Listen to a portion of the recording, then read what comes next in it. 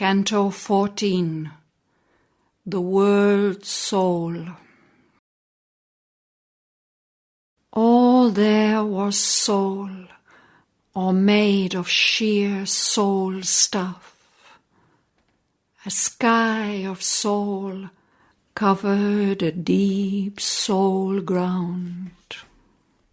All here was known by a spiritual sense.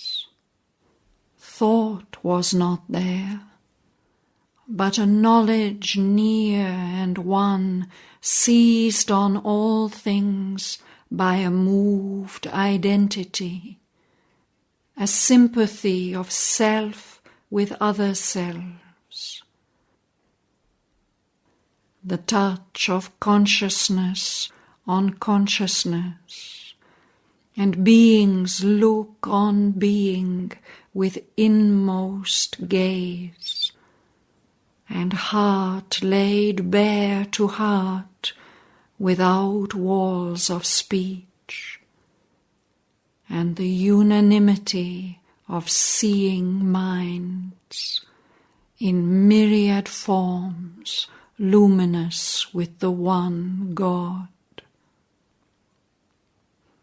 Life was not there, but an impassioned force, finer than fineness, deeper than the deeps, felt as a subtle and spiritual power, a quivering out from soul to answering soul, a mystic movement, a close influence, a free and happy and intense approach of being to being, with no screen or check, without which life and love could never have been.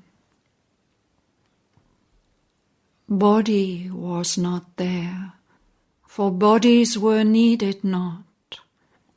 The soul itself was its own deathless form, and met at once the touch of other souls, close, blissful, concrete, wonderfully true. As when one walks in sleep through luminous dreams, and conscious knows the truth their figures mean. Here, where reality was its own dream, he knew things by their soul and not their shape. As those who have lived long made one in love, need word nor sign for heart's reply to heart. He met and communed without bar of speech, with beings unveiled by a material frame.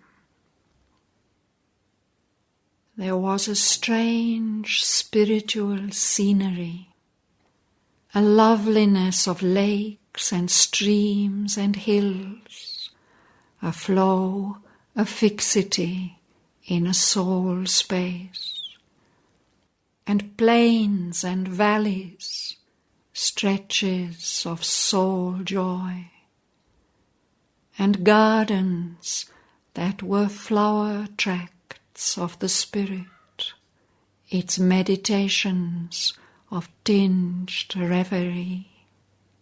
Air was the breath of a pure infinite.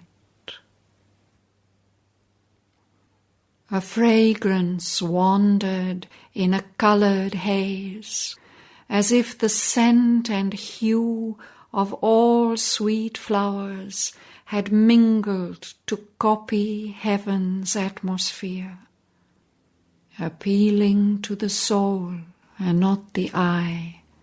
Beauty lived there at home in her own house. There all was beautiful by its own right, and needed not the splendour of a robe. All objects were like bodies of the gods, a spirit symbol environing a soul, for world and self were one reality.